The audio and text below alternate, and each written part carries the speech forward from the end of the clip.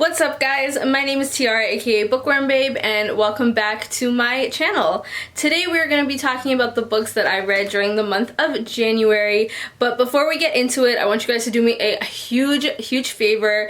Please, if you enjoy these videos, click that subscribe button and like this video. Even if you didn't make it to the end yet, it doesn't matter, just click the like. It means so much and I really appreciate it. So without further ado, we've got through all that stuff, let's get into January's reads. So the first book that I read during January is called The Ankh, specifically African Origin of Electromagnetism. And this is by Nur Ankh Amen, and there's an afterword by another author as well. So this was a book I had borrowed from my boyfriend, who borrowed from somebody else as well. So it's gone through a couple people. And essentially the book deals with the ancient Egyptian concepts of course, electromagnetism. So there's a lot of different scientific concepts in here, diagrams, and just a big focus as well, I should say, on how colonialism, all of these practices and sciences were stolen from the people who originally came up with them. Which, I mean, hey, that makes sense, right? We're all too familiar with that stuff. So to give you guys a little bit of a look at the type of things that you would find in the book, this page I think would be a pretty good example. You can see there's different circuits and stuff, and this was like a blast for the past for me because it just reminded me a lot of being in like middle school and learning about all these different circuits and stuff in science class. But this was really interesting. All of it kind of stems from how the Ankh symbol is this conductor of all of this energy, basically. And there's, in different diagrams throughout the book, it does break it down specifically to which part and which sciences, and how the Ankh is specifically like a conductor of all these things. I'm trying to see which page had that specific diagram, but it's kind of, wait, I think it might be this one actually. Okay, so this one had it. So this is how an Ankh circuit works. So it basically just shows you, through the Ankh, right, the symbol, which parts are, your switch, your spark, your microwaves, how it works as a battery, just a whole bunch of stuff like that. And if you're not familiar with the Ankh, it is the symbol of eternal life in the ancient Egyptian culture. So overall, I really found this an interesting read. I think it's a bit on the older side. I believe it was written in the 90s or something around that time. But yeah, it was interesting. It definitely opened my eyes to things that I wasn't necessarily like aware of in full capacity either. And the only thing I will say is I felt that some of the theories, while interesting of course, I felt like it just needed a bit more to like explain, to bring it to life and really like, make everything connect and make sense, if that makes sense. But it's definitely, if you're interested in that, ancient Egyptian culture and different sciences that came out of that time period, I think this is a really good place to start and check out some stuff. And yeah, overall, I think it was about a 4 out of 5 stars for me. Second book that I read during January was called The Children's Train, and this is by Viola Ardone. So this is an advanced reader copy that was sent to me from HarperCollins. So big shout out to HarperCollins. They're great, and thank you so much again for sending this arc. This book was really good and really heartwarming, and I really loved the story. So to give you guys an idea of the story follows a young boy named Amerigo. He's, I think, 7 or 8 years old, and he's growing up in Italy alone with his mother. Post-World War II Italy at that. And Amerigo and his mom, they're alone together. His father, the story with him is he had went off to America in search of his his treasure, his gold, whatever you want to, you know, put it as. And so it's just the two of them, and they are extremely poor.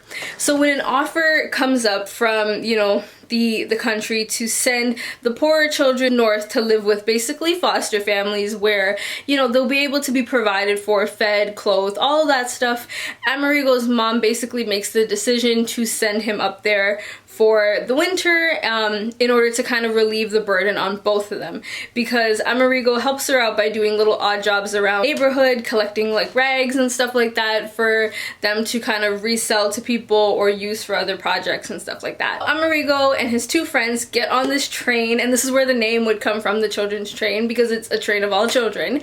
They get on the train, they head north to Italy, and as Amerigo settles in with the new family that he's been put with, or he's ended up with, he falls in love with them. He loves, you know, having these like new brothers and the mom and dad and like another aunt, and it's just, they're so welcoming and accepting of him, and it ultimately makes him feel really good.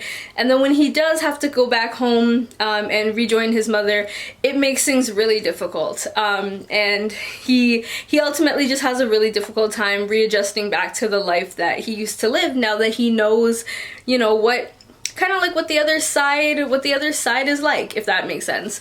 So I really like this. I think, so the author is very descriptive, and as she describes, you know, the sceneries, the settings, and you know, just everything that you kind of need to picture this, right? Because again, this is 1940s Italy. If you're not familiar with what that looks like, I'm sure as hell wasn't, you know, familiar what that looked like. It was really nice to have these descriptions that really painted a picture in my head of what the scenario looked like. And on top of that, Amerigo is such a lovable character. He really is. So the only thing I'll say too is that towards the end of the book, we do fast forward to like the present day where Amerigo is an adult, and I won't spoil anything to what that looks like, but I was disappointed with his adult self, because when you read it and you understand, you know, what his childhood character was like, the way his adulthood character turned out like was kind of disappointing. It just felt like he lost a lot of that spunk and excitement that he had as a child. So that was the only thing I didn't like. It's not necessarily like a criticism to the author, it's just mainly, you know what I mean, due to his circumstances and the way his adulthood turned out. I was just kind of disappointed in him as a character. Like, come on, dude, like, you know, it was one of those moments. But yeah, I really like the fact that there was the themes of, you know, love and family. Of course, you know, just a child having to kind of split his feelings and emotions between two families that he ultimately really loves and doesn't want to be apart from. But it's hard for him to bring the two worlds together and kind of find a happy medium.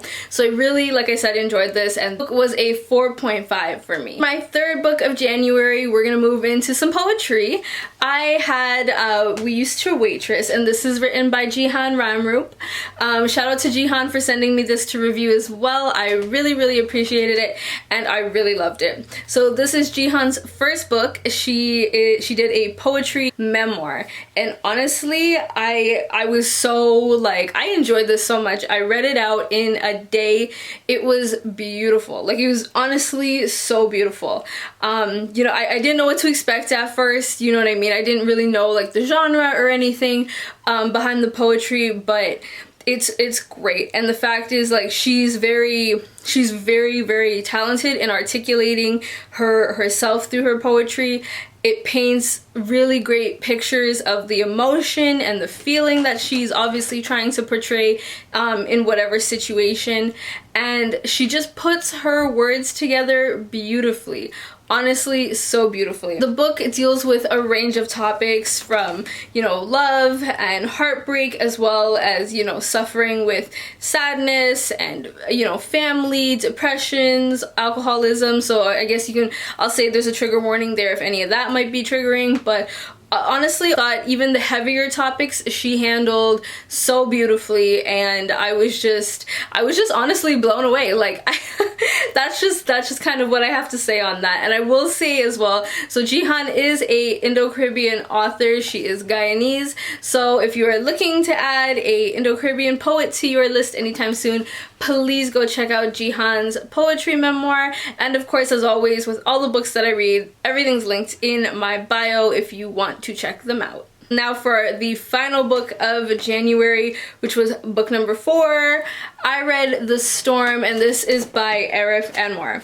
So this book is this book is layers, guys. It is layers. So basically it is set between Bangladesh, India, and America, and it follows a number of characters over a few different like years and stuff like that. So there's different timelines, but all the characters intersect with one another. So it's one of those kind of books where, you know, we're reading about so-and-so from 1940, then all of a sudden we're reading about so-and-so in 1970, and then we're in like 2004.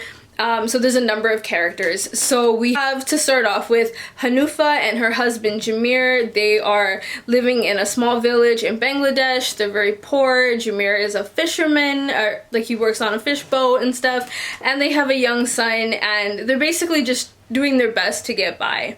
Then we also move into America in the present day. We have Sharyar, who is doing his very best to be able to stay in America and, you know, secure work, because he has a daughter with an American woman, and he doesn't want to, you know, not be there to raise his daughter, as he already missed a couple years of her life due to not being able to stay in the country. So he really wants to stay in the country.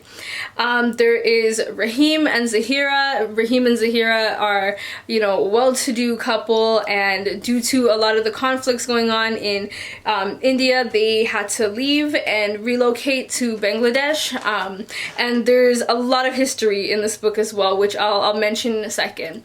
And then there's Claire, who is an English doctor stationed in Bangladesh, and as well there is Ishiro, who is a Japanese soldier who is also working in Bangladesh. Okay, so that's all our characters. I don't think I'm forgetting anybody. So as I mentioned, there's a lot of history going on in this book. There's a lot of reference and context to the English decided to leave India, and then it brought a lot of conflict between Hindus and Muslims left and went to Bangladesh, and then the Hindus left that area and stayed in Calcutta, for example, or they just stayed put if they were already there. And then the Japanese were not here for what the British were doing, so they were coming into the country trying to spread awareness and trying to basically tell people, like, you know, this stuff is not right, and that is another factor that's played into the book. Overall, I really did enjoy the novel. It's a bit on the longer side. It's a little over 300 pages.